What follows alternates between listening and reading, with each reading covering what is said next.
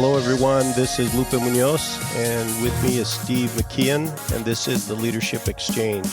This is our fourth episode. Today's topic, we're going to really explore and discuss the topic of managing versus leading. What's the difference? Is there a difference? And how would you describe the difference? Yeah, Lupe, thank you. And I'm really excited again for, continuing the podcast. And I think to start there, let's take a minute and just, thank the folks that have responded to the podcast already, giving us some feedback on things they liked, things that they would like to hear us talk about in the future, and how much that means to both of us in terms of improving our quality, our delivery. We're not pros at this, but we are sincere with wanting to provide value. So those thank you notes and information shared is with all two of the people that replied so far. It's great, very grateful. And I don't know, can I count my mother and direct family members? Hey, I'm doing the same thing, so that puts us at about 4 total. So, all right. No, in actuality, the response has been great. We are excited to continue to talk about leadership, and in this particular episode, explore another facet of leadership. So, Steve, what do you think about my question to you?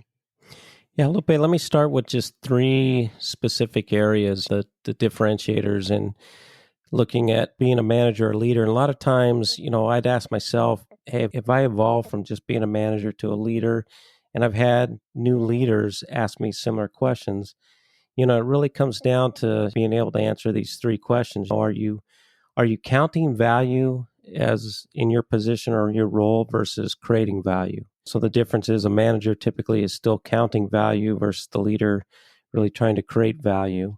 It also evolves around circles of power versus circles of influence. And so the differentiator is, as a manager, you can really direct people to specific activities, whereas a leader, sometimes you don't even have direct reports.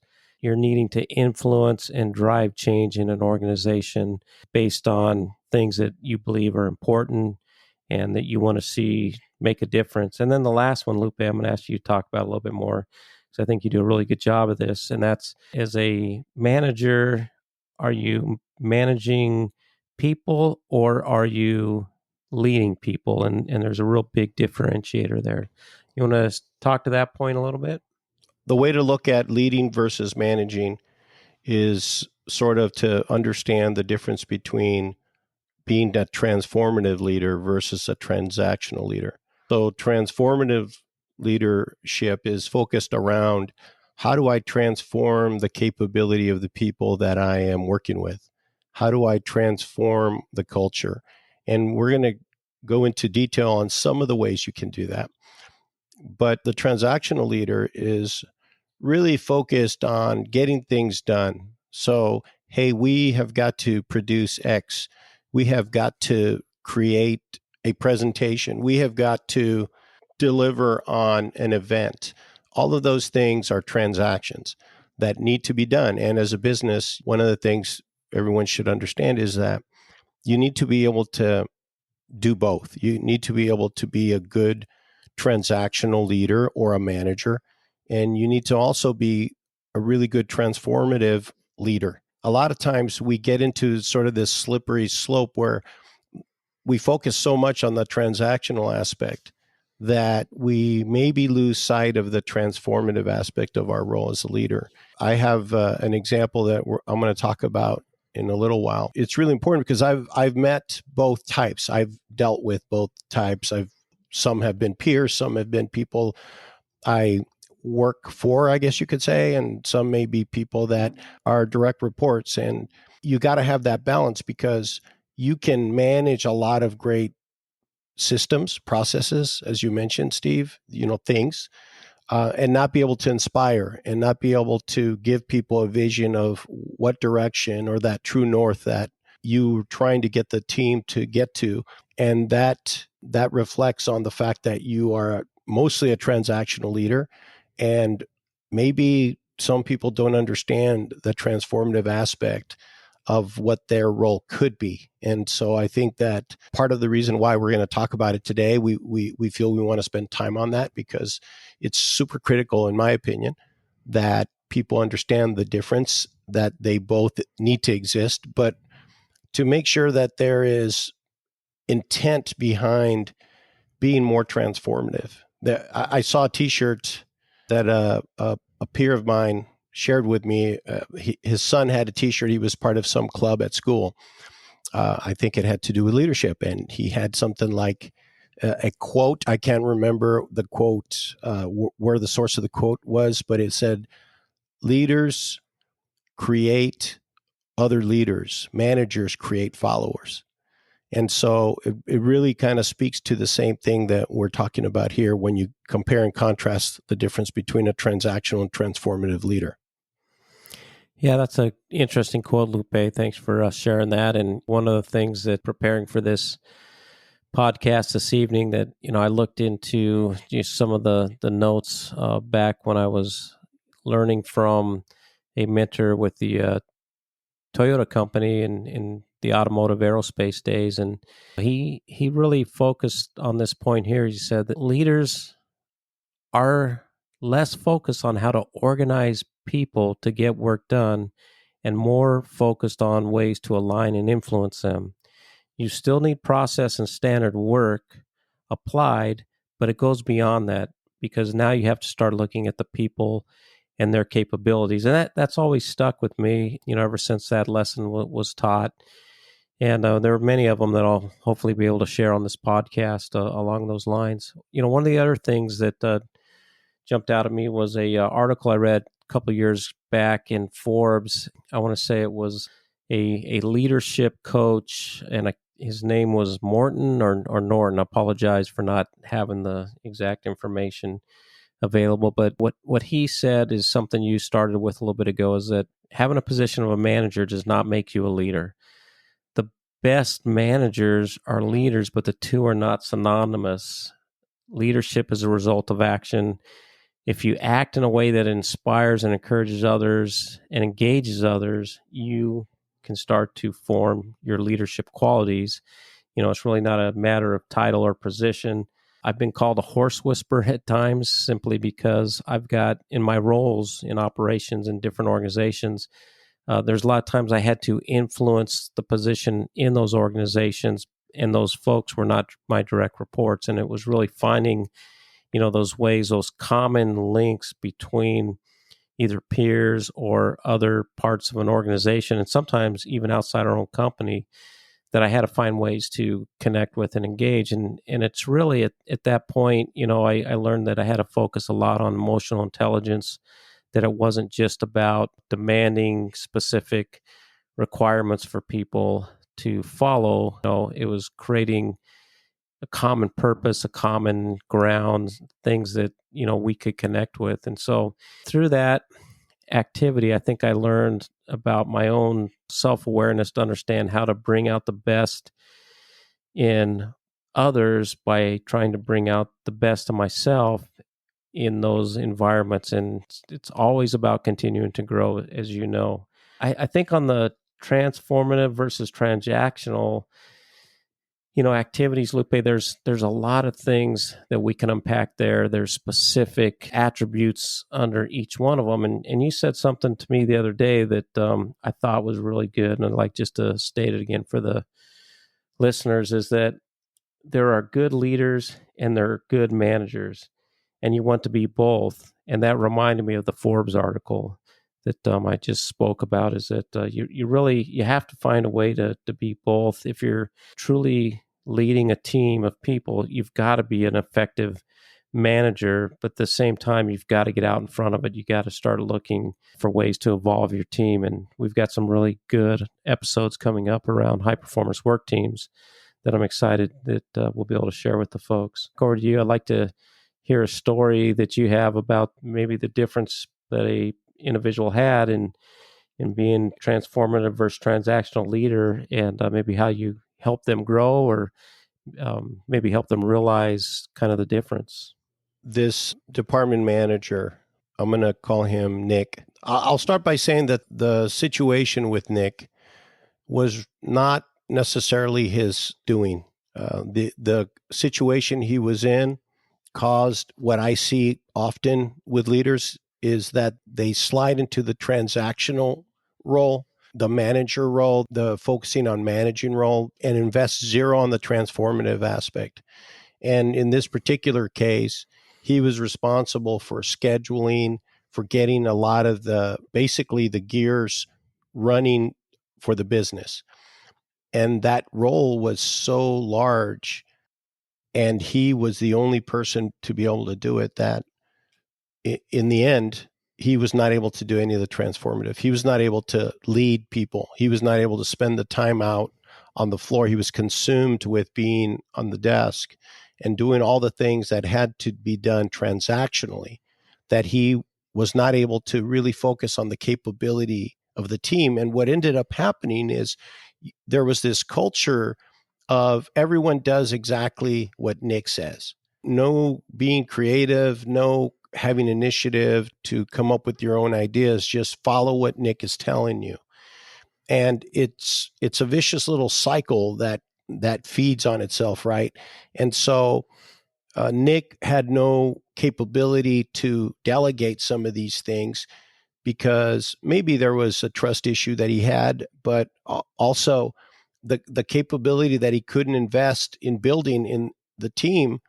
Those people that were around him were feeding that mistrust. So, hey, how am I going to be able to give this work to somebody else so then I can go do the leadership piece if they're not capable? Well, I have no time to grow that capability. And so you can understand how that cycle just continues and continues. And in the end, there had to be something to change. So that was one of the things that I focused on, filling the gap to be able to say, okay, you know what? I'm going to provide the leadership until we're able to find a way to break that cycle for Nick, because there was just not enough time in the day to be able to do both. And I can appreciate that happening sometimes, but when it's like that every day, then you have a huge opportunity because you're not growing the capability of those people that you're working with. You're not allowing yourself the ability to delegate because of that. And they fall into this trap of just following what you say. And instead of, hey, I come to work with my own mind, with my brain, thinking of ways to make improvements, it's kind of like, I'm just here to do what Nick tells me, and that's it. And so it makes for a very bleak culture. And because of that, there were a lot of issues, whether they were issues within the team relationship, there were employee related issues, there was performance issues, et cetera. All of that set the tone for, an environment that wasn't allowing the team to be an effective team. No, it's a great story, Lupe, and it's very transactional management, kind of a classic story around a transactional manager. And, sometimes we can quickly, as we gain more managerial skills, we can quickly acquire a sense of purpose and understanding. But as the organization grows, if you can't grow others, find ways to delegate those responsibilities, you're going to fail at a certain point.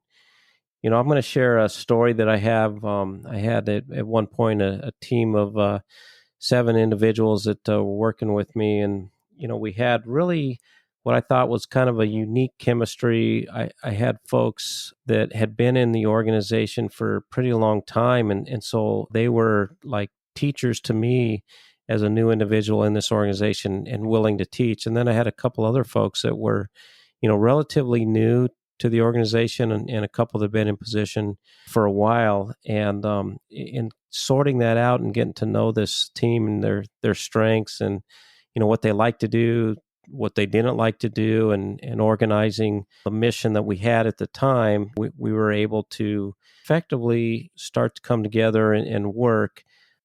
But there was one individual that really struggled with the teamwork. And I would say that they fell into this role of the classic manager, that they were the head of a team. So they had a couple of folks that were working under them, and they never really thought of themselves as being part of a team, right? They were in charge of that team. They wanted to give direction and convey orders. They wanted to be admired for their position versus for developing their team. And we had another individual that I would say became their direct adversary in the group, who had no direct reports but had so much more influence on the organization.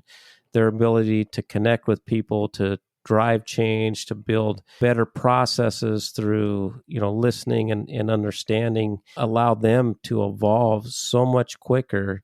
And I can remember conversations with the one engineer, and she was really struggling with, well, hey, I was a manager first, why am I not getting these same opportunities as this other individual? And she really felt challenged that she was not looked at in the same light. And I explained to her, I said, hey, you've got to give up some of this platform you're on, that when you have conversations with people, you're talking down to them versus having a conversation with them. When you look at your peer, what she is able to do is to find that right environment to connect with the individual she's speaking to.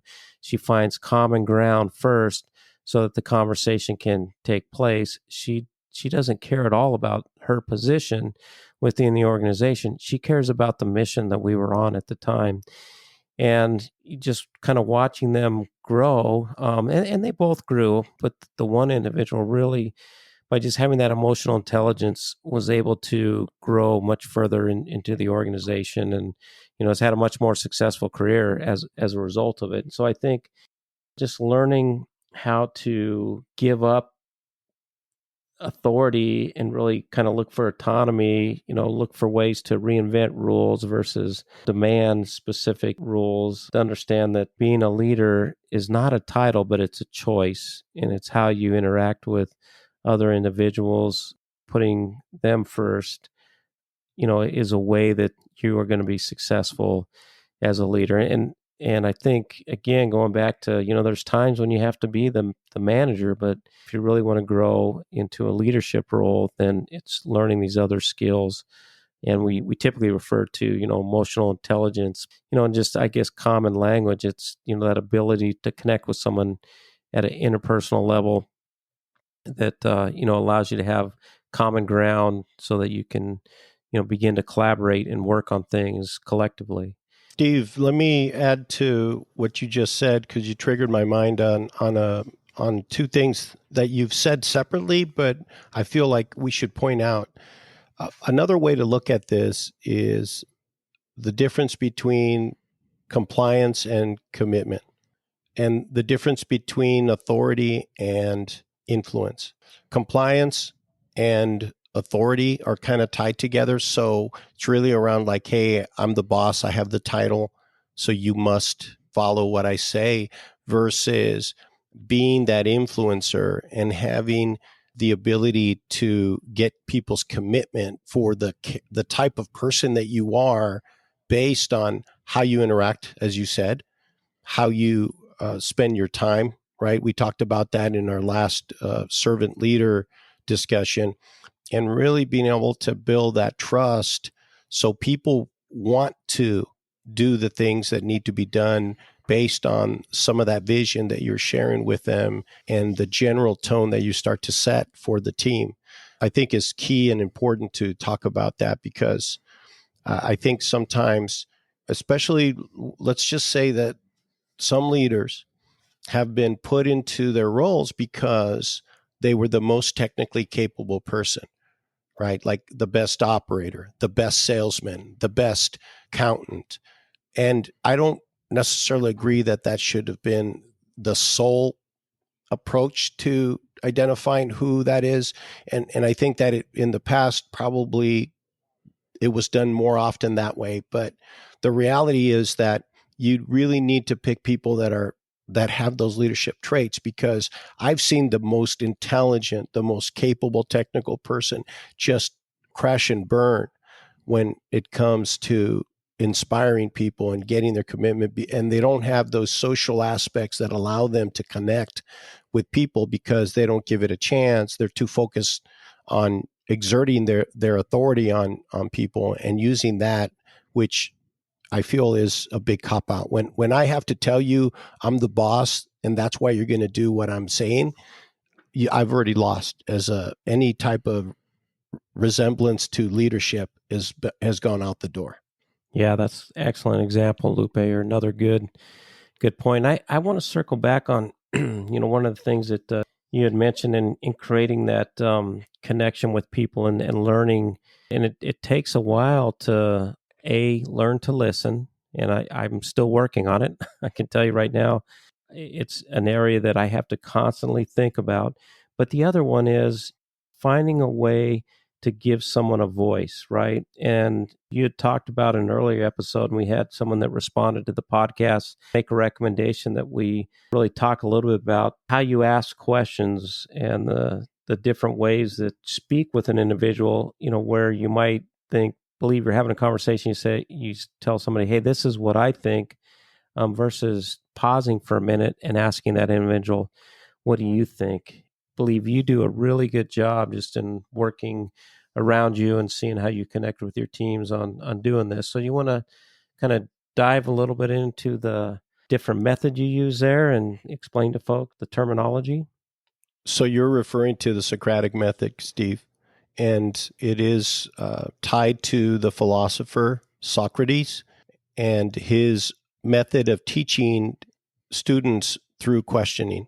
If you can think of a leadership role, often you are faced with questions on decisions.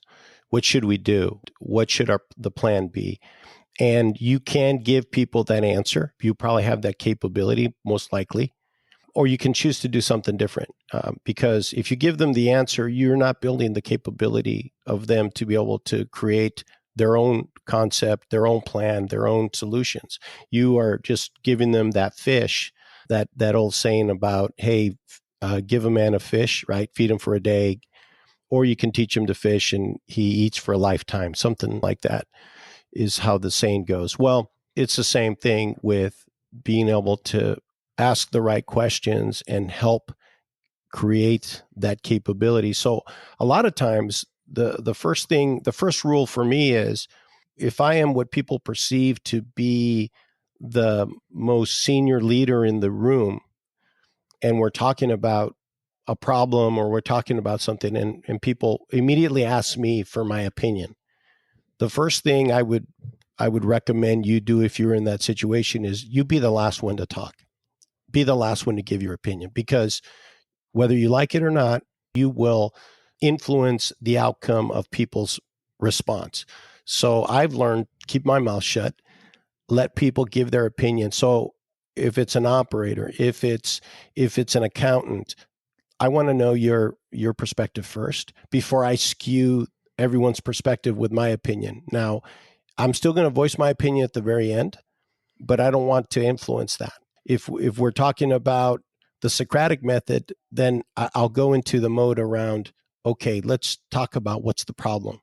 Are we aligned on the problem, and what do we think that problem is? And what I end up doing is I end up guiding the conversation instead of driving the conversation. And I'm allowing the team to think about it, right? So if I say, go do this, then it's simple. It's an action. I just got to follow what Lupus says. If I say, what's your thought on what we should do? Now you've got to think about that. You've got to process it, and you've got to develop an answer.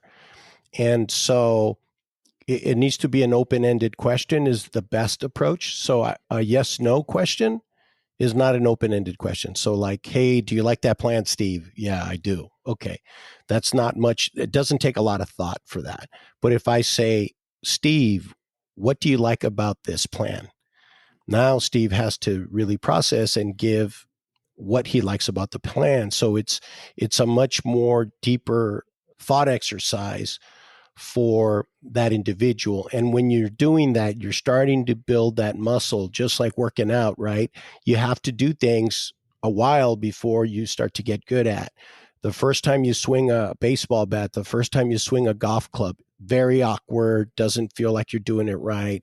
But after a while, you start to get that practice. You know, say, okay, you know what? I can do this. And you start to get that confidence. And so I feel like that's a very powerful approach to building teams' capability, individuals' capability, is the use of the Socratic method. And that's something, Steve, I know I've seen you do several times in large groups or small groups, one-on-one situations where you're helping educate and mentor someone in real time. Yeah, Lupe, you bring up I think a skill set that is important for any leader to develop. And the other component to it is that as you're trying to develop that skill, recognize that the team that you're supporting or the people that you're having those conversations with are trying to gain skill as well, or a comfort, right? That common ground. And I think it's important to understand that sometimes as you ask those open-ended questions, you may have to develop them further through the course of the conversation. And I just want to point out that, you'd mentioned speaking last, and I think it's speaking last at the point of where you need to interject more to help drive a little bit more from that individual, give them confidence that you're listening because you're now responding back to them, letting them know what you've heard. And what that does, a lot of times that prompts that individual to be much more open, continue to develop their thought around the subject in matter that is important for this conversation to, even take place. The other point that you brought up was the kind of back and forth role that you play with being good at managing a system and the leadership components around that, right? So again, differentiating the fact that leaders lead people, managers manage things, and it's okay to be both, right? Some people get hung up that I can't be a leader if I'm a manager, but recognize that there's key times that you have to also be the manager because your team may not be as comfortable. Maybe they're not as knowledgeable at that point of some of the information that you have, and you don't want them to fail. But to transition and to really go back to the story that you told, Lupe, is, you have to find that time. You got to make time for that transition to take place where you can start teaching others and not be afraid to share your knowledge with them. And that happens a lot to managers that are starting to evolve into leaders, is that if I share this information with Lupe, then now all of a sudden he knows what I know. And then why does anybody need me around anymore? And I think you have to find a way to ensure that trust that individuals have in you, that that is not the case, is you're trying to get them to open up and share their knowledge with the other folks that they're starting to lead. It's okay to teach them the tricks that they learned, right? The things that made them successful. And the more people understand those, the stronger the team gets. So I think the process around teaching good management skills, in empowering managers not to be afraid to share their knowledge and information, is also part of becoming a leader. And you and I both like to have folks read a book called Empowerment Takes More Than a Minute by Ken Blanchard. The story is about a person that was, that individual contributor was really good at what they did, got promoted, and then they plateaued at a point because they were stuck. They could not figure out how to transition from being a strong manager into being a strong leader. And so if anybody is interested in kind of that evolution, we can talk about it a little bit more in future podcasts. But the book is called Empowerment Takes More Than a Minute by Ken Blanchard. And there's 3 keys in that book that really talk about the transformation, although Ken doesn't say it in his book, but he's really talking about the transformation of being a manager into a leader, and these 3 key principles that you have to be able to master, which are really, I think, important. This has been a great conversation tonight, and we can go on for hours, but we both have day jobs. Before we do wrap this up, one thing to make sure our audience understands, for those that don't understand this, is that there's an obligation that we have as leaders to build our team's capability, both as a cohesive team, but also as individuals. There is an obligation there to create more leaders. That's why the topic today was important to us. And that's why subsequent topics will continue to layer on the leadership role, because it's such a crucial skill set and crucial mindset. For those that do it really well, can be extremely effective. We really appreciate the comments and feedback. Please drop a note to Lupe and I and let us know how we're doing, and also maybe things that you would like us to talk about more in the line around leadership. Thanks to everyone. This has been a great discussion, Steve. I appreciate your insight and your example. With that said, thanks to everyone for listening in. This is Lupe Munoz. And I'm Steve McKeon, and thank you again for your time.